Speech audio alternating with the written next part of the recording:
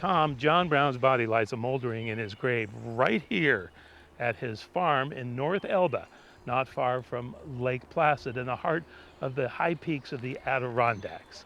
Today, the grave, the farm, is a state historic site that's visited by thousands of people from around the world that want to get a little closer to the legend, to the man who believed he could end slavery by arming the slaves. John Brown was born in Connecticut on May 9, 1800.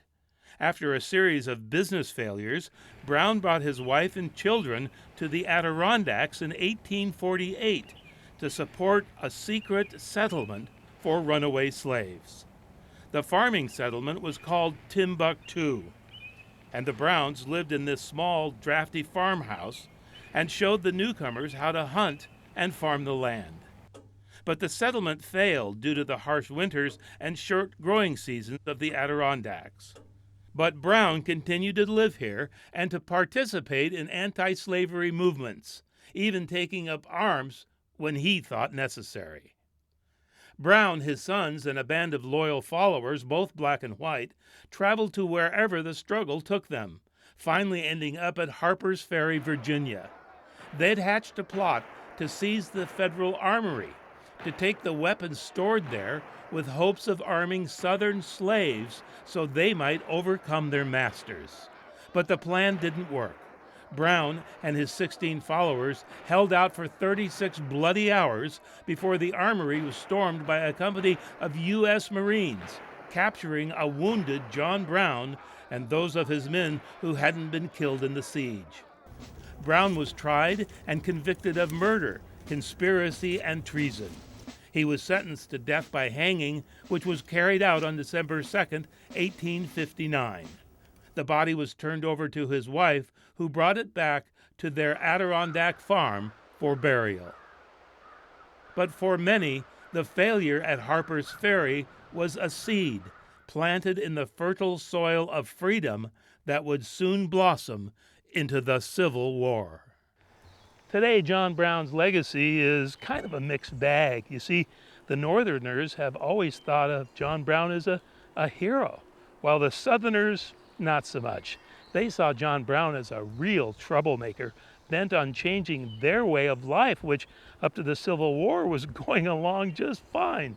Thank you very much. But I think there's a change in the attitude of people. There's more of an acknowledgement about the ugliness of our nation's past with respect to slavery.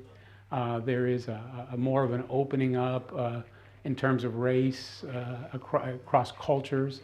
And in a context like that, John Brown is going to be looked at in a more fair light.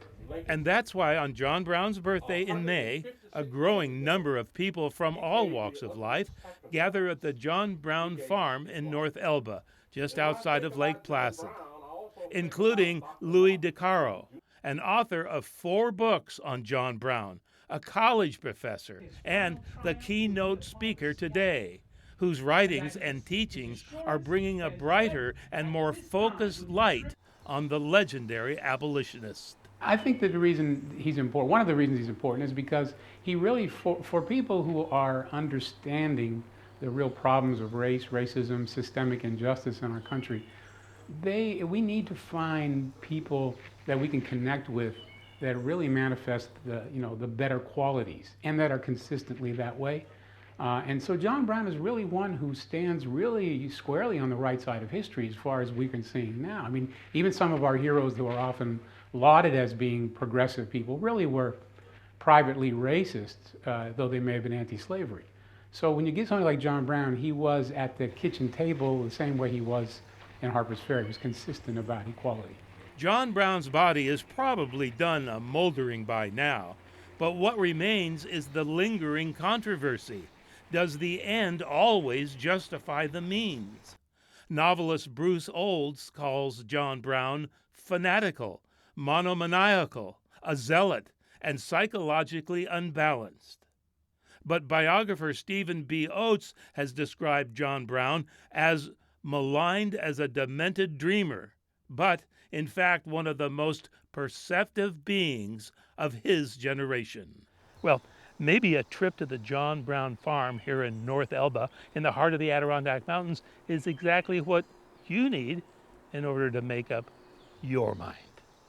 For Mountain Lake Journal, I'm Derek Muirden at the John Brown State Historic Site in North Elba, New York.